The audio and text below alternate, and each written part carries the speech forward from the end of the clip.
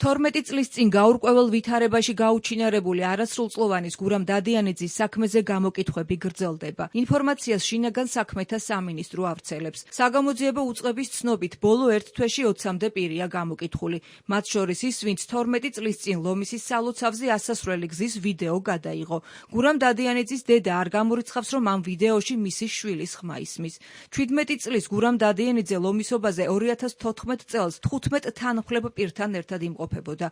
მისი კვალი მაშინ დაიკარგა, როცა ისინი უკან ბრუნდებოდნენ. გურამ დადიანიძე გამოძიების ინფორმაციით ქვაზე ჩამოჯდა. ამ ადგილიდან კი დაახლოებით 500 მეტრი იყო დარჩენილი სოფელ მლეთამდე, სადაც მათი ავტომობილი იყო გაჩერებული.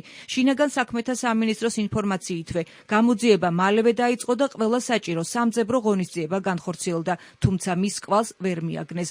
ოჯახს ამ დრომდე არ აქვს ინფორმაცია, რა მოხდა და რა ვითარებაში გაუჩინარდა 17 წლის გურამ დადიანიძე.